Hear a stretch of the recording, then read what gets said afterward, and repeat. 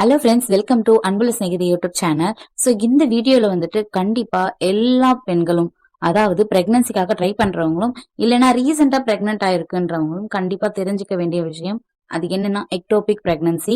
So இந்த pregnancy வந்துட்டு ஒரு சிலருக்கு ரொம்பவே ஆபத்தான முடிவுல எடுத்துட்டு போய் விடுறதுக்கும் நிறைய சான்சஸ் இருக்கு. ஸோ அந்த எக்டோபிக் பிரெக்னன்சினா என்ன, ஏன் இந்த பிரெக்னன்சி ஏற்படுது, யார் யாருக்கெல்லாம் ஏற்படும், ஸோ இது ஏற்பட்டவங்களுக்கு என்ன மாதிரியான சிகிச்சை எல்லாம் கொடுப்பாங்க டாக்டர்ஸ்ன்றத இந்த வீடியோல முழுசா பார்க்க போறோம். ஸோ கண்டிப்பா வீடியோ முழுசா பாருங்க. எக்டோபிக் பிரெக்னன்சினா என்ன? கர்ப்பப்பைக்கு வெளியே வந்து கரு வளர்தான் எக்டோபிக் பிரெக்னன்சி. ஃபெலோபியன் டியூப்ல தான் ஏற்படும். ஸோ இது ஏற்படுவதற்கான வாய்ப்பு இந்த ஃபெலோபியன் டியூப்ல தான் அதிகமா இருக்கு. ஸோ பெண்ணுடைய முட்டையும் ஆணுடைய விந்தணுவும் இந்த குழாயில தான் ஒன்னா இணைஞ்சு கருமுட்டையா உருவாகி கர்ப்பப்பைக்குள்ள வந்து தங்கி வளர ஆரம்பிக்கும். சோ இதுதான் நார்மலான பிரெக்னன்சி. சில டைம் கரு வந்து ஃபெலோபியன் டியூப்லயே தங்கி வளர ஆரம்பிக்கும். சோ அங்கேயே வந்துட்டு இம்ப்ளான்டேஷன் ஆக ஆரம்பிச்சிருக்கும். இதுதான் எக்டோபிக் பிரெக்னன்சி. சோ இந்த பிரெக்னன்சியை வந்துட்டு கண்டிப்பா ஃபாலோ பண்ண முடியாது. சோ இது வந்து முழு கர்ப்பம் அடையறதுக்கு வாய்ப்புகள் ரொம்ப ரொம்ப ரொம்ப கம்மி. மோஸ்ட்லி ஆனஸ்டா சொல்லணும்னா கண்டிப்பா இதை வந்து தொடர முடியாது. ஏன் தொடர முடியாதுன்னா, குழந்தை வந்துட்டு வளர்ச்சி அடைய அடைய ஃபெலோபியன் டியூப் வந்து டேமேஜ் ஆக ஆரம்பிக்கும். எக்டோபிக் பிரெக்னன்சி எப்படி உருவாகுதுன்னு நம்ம ஃபர்ஸ்ட் தெரிஞ்சுக்கிட்டோம். சோ இப்ப வந்து ஒரு எக்டோபிக் பிரெக்னன்சி எந்த இடத்துல உருவாக நிறைய சான்சஸ் இருக்கு அப்படின்றதையும் நம்ம ஓரளவுக்கு தெரிஞ்சுக்கிட்டோம். சோ இத வந்துட்டு முழுசா இப்ப பார்க்கலாம். எக்டோபிக் பிரெக்னன்சினா என்ன, கரு வந்து வெளியே வளர்றதுக்கும் கர்ப்பப்பைக்குள்ள வளர்றதுக்கும் என்னென்ன வித்தியாசங்கள் இருக்கு, ஏன் பாதிப்பு ஏற்படும்ட்டு கொஞ்சம் தெளிவா பார்க்கலாம். சோ கருவுற்ற முட்டை வந்துட்டு கர்ப்பப்பைக்குள்ள தன்னை இணைச்சுக்கிட்டு வளர ஆரம்பிக்கும். சோ இப்படி தன்னை இணைச்சுக்கிட்டு வளர ஆரம்பிக்கும் குழந்தை வந்து கர்ப்பப்பைக்குள்ள தொப்புள் கொடி, பனிக்குட நீர் இது எல்லாமே உருவாகிறதுக்கு ஆரம்பிக்கும். பட் சில டைம்ல வந்துட்டு கர்ப்பப்பைக்குள்ள இல்லாம கர்ப்பப்பைக்கு வெளியே, அதாவது முட்டை வந்து சினைப்பையில இருந்து கர்ப்பப்பைக்கு வர வழியில தன்னை இணைச்சுக்கும். அந்த இடம் தான் ஃபெலோபியன் டியூப். சோ இந்த மாதிரி இந்த இடத்துலதான் எக்டோபிக் பிரெக்னன்சி அதிகமாவே தன்னை இணைச்சுக்கிட்டு வளர ஆரம்பிக்கும்.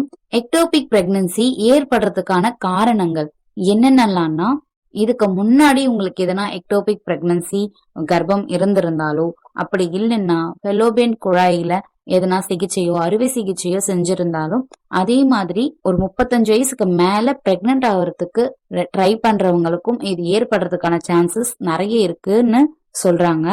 சோ அதே மாதிரி இந்த எக்டோபிக் பிரெக்னன்சியோட அறிகுறிகள்லாம் என்னவா இருக்கும்னா, இது வந்து மத்த கர்ப்பம் போலதான் நம்மளுக்கு சிம்டம்ஸ் எல்லாமே தெரிய ஆரம்பிக்கும். ஆனா போக போக பாடியில வந்து நிறைய சேஞ்சஸ் வந்து வர ஆரம்பிக்கும். சோ அதெல்லாம் என்னன்னா, ரொம்பவே ரொம்பவே பெயினான யோனி ரத்தப்போக்கு படுறது, இடுப்பு வலி அதிகமா இருக்கிறது, வயிறு அல்லது இடுப்பு பகுதியில வந்துட்டு லேசான வலியிலிருந்து அதிகமான வலியா ஏற்படுறது, இடுப்போட ஒரு பக்கத்துல லேசான தசை பிடிப்பு ஏற்படுறது. சோ இது எல்லாமே இதுக்கான பொதுவான அறிகுறிகளா சொல்றாங்க. சோ நீங்க வந்துட்டு பிரெக்னன்சி கிட்ல செக் பண்ணி பிரெக்னன்சி பாசிட்டிவா வந்ததுக்கு அப்புறம் கூட நார்மல் பிரெக்னன்சியா இல்ல எக்டோபிக் பிரெக்னன்சியான்னு தெரிஞ்சுக்கிறது ரொம்பவே கஷ்டம். ஏன்னா இது ஸ்கேன் மூலமா மட்டும்தான் கன்ஃபார்ம் பண்ண முடியும். யூட்ரஸ்குள்ள குழந்தை இருக்கா இல்ல யூட்ரஸ்க்கு வெளியே குழந்தை வந்து வளர ஆரம்பிச்சிருக்கான்னு தெரியும். குழந்தை கர்ப்பப்பைக்கு வெளியே வளர ஆரம்பிக்கும் போது நான் முன்னாடியே சொன்ன மாதிரி வலி வந்துட்டு உங்களுக்கு இருக்கும். சோ இப்படி இருக்கும்போது கண்டிப்பா நீங்க டாக்டர் கிட்ட கன்சல்ட் பண்ண வேண்டியது ரொம்பவே முக்கியம். சில டைம்ல வந்துட்டு இது அதிகமான வலியும் ஏற்படுத்தலாம். சோ அப்படி என்ன மாதிரி வலியெல்லாம் ஏற்படுத்தும்னா, வயிறு அல்லது இடுப்புல வந்து திடீர்னு சட்டுன்னு வந்து ரொம்ப பெயின், தாங்கவே முடியாத ஒரு வலி ஏற்படுத்தும். அதே மாதிரி தோள்பட்டை வலி ஏற்படுத்தலாம். மூணாவது பலகீனம், அதே ரொம்ப வீக்கா இருக்கிறது, அப்பப்போ வந்துட்டு மயக்கம் வரா மாதிரி இருக்கிறது, இல்லைன்னா வந்து தலை சுற்றல் ஏற்படுறது. சோ இது எல்லாமே இந்த ஃபெலோபியன் டியூப்ல குழந்தை தங்கி வளரும் போது உடம்பு நம்மளுக்கு காட்டுற சில சிம்டம்ஸ். இந்த அறிகுறிகளை நம்ம கேஷுவலா விட்டுட்டோம்னா ஃபெலோபியன் குழாயில வந்து சிதைவை அதிகமா ஏற்படுத்துறதுக்கு நிறைய சான்சஸ் இருக்கு.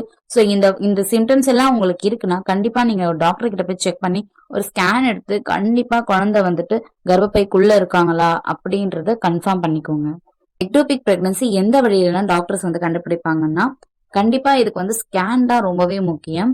சோ கர்ப்பம் வந்து எங்க உருவாகி இருக்கு, குழந்தை எங்க வளர ஆரம்பிச்சிருக்காங்கன்றத அல்ட்ராசவுண்ட் ஸ்கேன் மூலயமா நம்ம கண்டிப்பா தெரிஞ்சுக்க முடியும். நெக்ஸ்ட் வந்துட்டு என்னன்னா HCG ஹார்மோன்.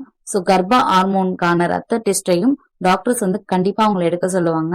சோ இது மூலியமா தான் கண்டிப்பா எக்டோபிக் பிரெக்னன்சியா இல்லையான்றத நம்ம கன்ஃபார்ம் பண்ணிக்க முடியும். நீங்க ஸ்கேன் பண்ணிட்டீங்க, ஒரு சில பெண்களுக்கு வந்துட்டு எக்டோபிக் பிரெக்னன்சியா இருக்கவும் சான்சஸ் இருக்கு. சோ அப்படி இருக்கும்போது டாக்டர்ஸ் வந்து என்ன மாதிரியான ட்ரீட்மெண்ட் கொடுப்பாங்க நம்ம தெரிஞ்சுக்கலாம். சோ கண்டிப்பா இந்த கர்ப்பத்தை வந்துட்டு உங்களால தொடர முடியாது. ஏன்னா ஃபெலோபியன் டியூபுக்குள்ள தங்கி வளர குழந்தைய கர்ப்பப்பைக்கு நகட்டுறது கண்டிப்பா முடியாத விஷயம். சோ இதுக்கு வந்து டாக்டர்ஸ் கண்டிப்பா 2 சிகிச்சை முறையை எடுப்பாங்க. ஒண்ணு வந்து என்னன்னா மருந்து வழியாவே, அதாவது டேப்லெட்ஸ் மூலியமாவே நம்மளுக்கு வந்து குழந்தைய வெளியே எடுத்துட்டு வர்றதுக்கான வழி.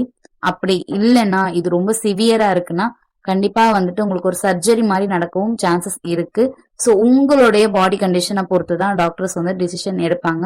சோ இந்த எல்லா விஷயத்தையும் தான் கண்டிப்பா பிரெக்னன்ட் ஆகுறதுக்கு ட்ரை பண்றவங்களும் இல்லைன்னா பிரெக்னன்சி இப்பதான் கன்ஃபார்ம் பண்ணிருக்கன்றவங்களும் கண்டிப்பா தெரிஞ்சுக்க வேண்டியது.